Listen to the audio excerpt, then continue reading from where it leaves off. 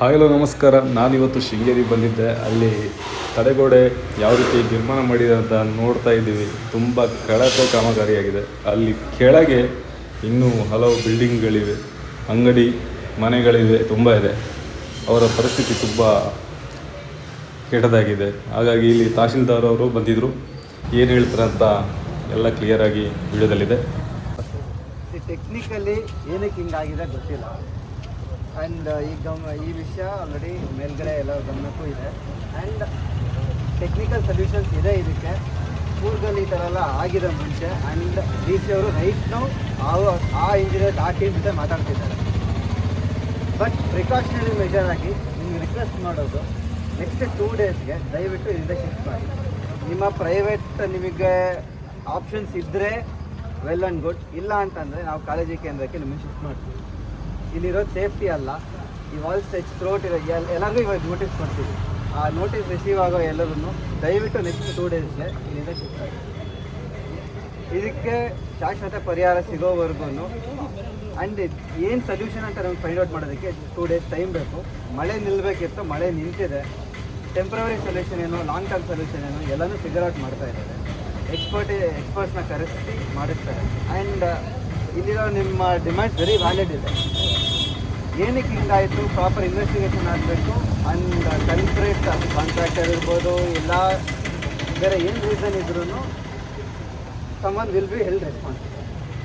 ಯಾರು ಮಿಸ್ಟೇಕ್ ಇದೆ ಅಂತ ಐಡೆಂಟಿಫೈ ಮಾಡ್ತಾರೆ. ಅದೆಲ್ಲದಕ್ಕೂ ಟೈಮ್ ಬೇಕು. ಅದೆಲ್ಲದಕ್ಕಿಂತ ಮುಖ್ಯವಾಗಿ ಇಲ್ಲಿರೋ ನಿಮ್ಮ ಅಂಗಡಿಗಳು, ನಿಮ್ಮ ಮನೆ, ನಿಮ್ಮ ಲೈಫ್ ಮುಖ್ಯ. ಸೊ ಬೇರೆಯವ್ರನ್ನ ನಾವು ಯಾರು ಇವತ್ತು ಕಲ್ಪ್ರೇಟ್ ಅಂತ ಐಡೆಂಟಿಫೈ ಮಾಡಿ ಶಿಕ್ಷೆ ಕೊಡೋದು ಒಂದು ಭಾಗ ಆದರೆ, ಗಾಡ್ ಫಾರ್ ಬಿಟ್ ಈ ಸೆಕೆಂಡ್ವರೆಗೂ ಏನೂ ಅನಾಹುತ ಆಗಿಲ್ಲ. ಆದಾಗ ನಿಮಗೆ ಯಾರಿಗಾದ್ರೂ ಅದರಿಂದ ತೊಂದರೆ ಆದಾಗ ನಾಳೆ ಯಾರನ್ನೇ ಬ್ಲೇಮ್ ಮಾಡಿ ಅವ್ರಿಗೆ ಶಿಕ್ಷೆ ಕೊಟ್ಟು ಏನೂ ಯೂಸ್ ಆಗಲ್ಲ. ಆಲ್ರೆಡಿ ತೊಂದರೆ ಆಗಿರುತ್ತೆ, ನಿಮ್ಮ ಲೈಫ್ ಏನು ಆಗುತ್ತೆ. ಸೊ ಅದನ್ನು ಅವಾಯ್ಡ್ ಮಾಡೋಣ.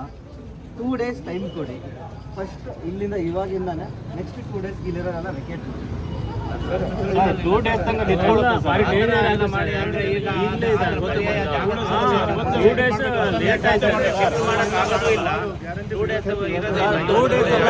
ಸಂಜೆ ಒಳಗಡೆ ಕೆಳಗಡೆ ಬಂದ್ರು.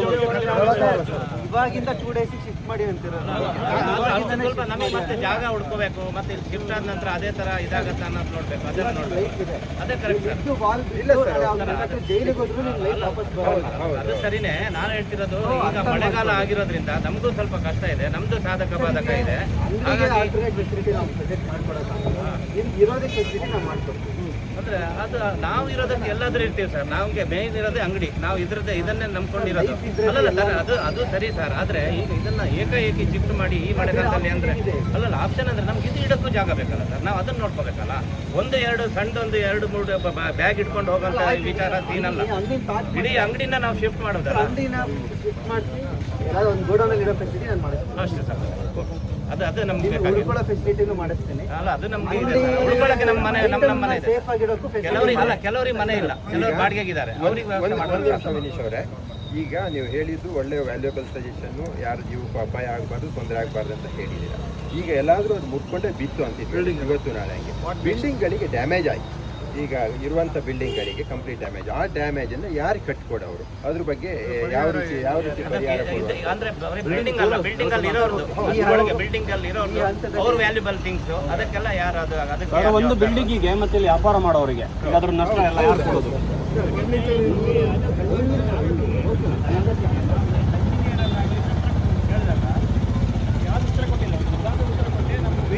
ಟೆಕ್ನಿಕಲ್ ಸ್ಯಾಂಕ್ಷನ್ ಇಟ್ಕೊಂಡೇ ಮಾಡಿದ್ದಾರೆ.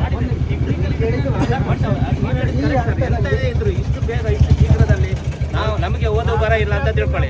ಅಷ್ಟು ಓದ್ದವರು, ಅಷ್ಟು ಇಂಜಿನಿಯರ್ಗಳು, ಅಷ್ಟು ಟೆಕ್ನಿಕಲ್ ಇಶ್ಯೂ ಇದ್ದಾಗ ಇದು ಕರೆಕ್ಟ್ ಇನ್ನು ಮಾಡಿ 6 ತಿಂಗಳೊಳಗೆ ಇಷ್ಟು ಇದಾಗಬೇಕಾದ್ರೆ ಇದು ಕಳಪೆ ಕಾಮಗಾರಿ ಅಲ್ವಾ ಸರ್?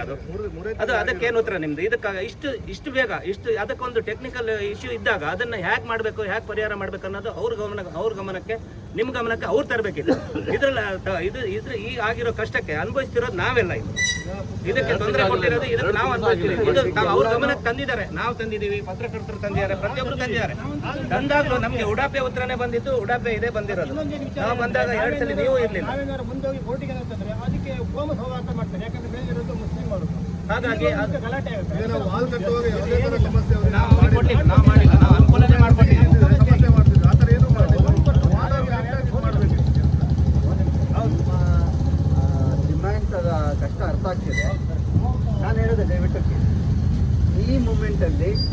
ನೀವು ಕೇಳಿದ ಪರಿಹಾರ ನಾಳೆ ಸಪೋಸ್ Building damage ಬೀಳದೆ ತಡೆಯೋದಕ್ಕೆ ಏನ್ ಬೇಕೋ ಅದನ್ನ ಫಸ್ಟ್ ಮಾಡ್ತಿರೋದು. ಓಕೆ ಸಪೋಸ್ ಬಿದ್ರೆ ಹಾ. ವಾಟ್ ನೆಕ್ಸ್ಟ್ ಅಂದಾಗ 100% ಇದಕ್ಕೆ ಕಾಂಪನ್ಸೇಷನ್ ಯಾವ್ದಾದ್ರು ಒಂದು ರೂಪದಲ್ಲಿ ಸರ್ಕಾರದಿಂದ ಮಾಡ್ತಾರೆ. ಈ ಬಟ್ ವಿಚಾರವಾಗಿ ಕರೆಕ್ಟ್ ಯಾವ ರೀತಿಯಲ್ಲಿ ಹೆಂಗೆ ಅಂತ ಇವಾಗ ನನ್ನ ಹತ್ರ ಉತ್ತರ ಇಲ್ಲ.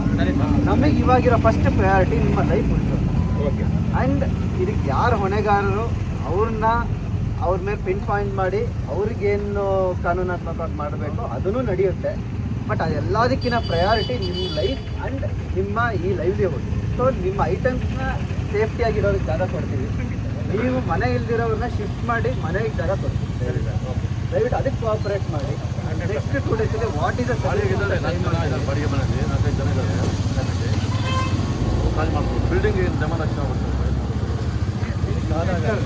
ನನ್ನ ಪರಿಸ್ಥಿತಿ ಏನಂತ ನಿಮಗೂ ಗೊತ್ತು. ಏನು ಉತ್ತರ ಸರ್, ಒಂದೇ ಒಂದು ಸಜೆಷನ್ ಸರ್.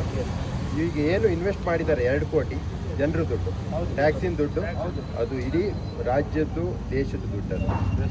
ಇದು ಈ ತಾಲೂಕಲ್ಲಿ ನಡೀತಾ ಇರುವಂತ 2ನೇ ಕಳಪೆ ಕಾಮಗಾರಿ, ದೊಡ್ಡ ಕಾಮಗಾರಿಗಳಲ್ಲಿ ನಾನು ನೋಡ್ತಿರೋದು. ನೇರ್ಲಕೊಡಿಗೆಯಲ್ಲಿ ಇದೇ ತರ ಹಿಂದೆ ಕಾಮಗಾರಿ ಮಾಡಿ ಲಕ್ಷಗಟ್ಟಲೆ ಇನ್ವೆಸ್ಟ್ ಮಾಡಿ ಲಾಸ್ಟಿಗೆ ಮಳೆಗಾಲದಲ್ಲಿ ಕಂಪ್ಲೀಟ್ ತೊಳ್ಕೊಂಡು ಕೋಟಿಗಟ್ಟಲೆ.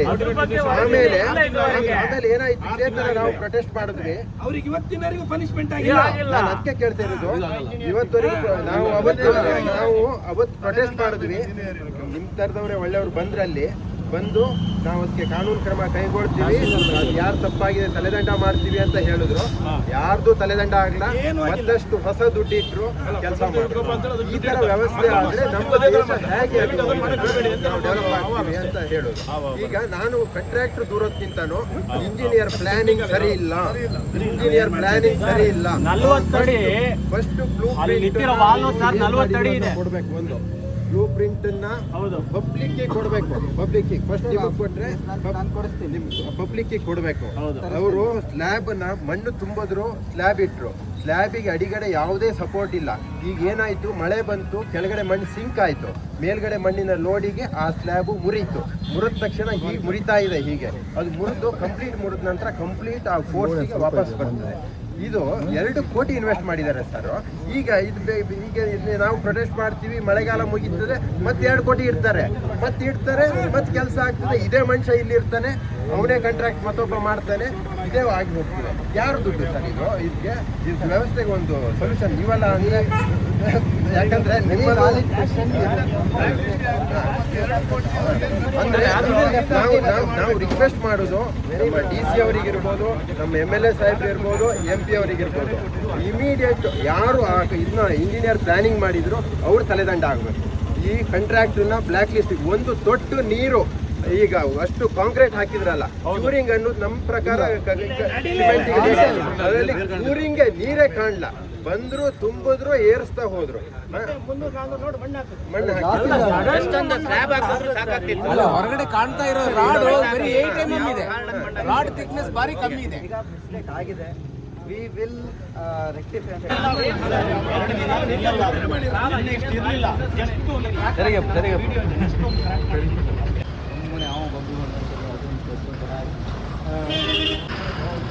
ಅದು ಬೆಳಕು ಇಷ್ಟು ಬೀಳುತ್ತೆ.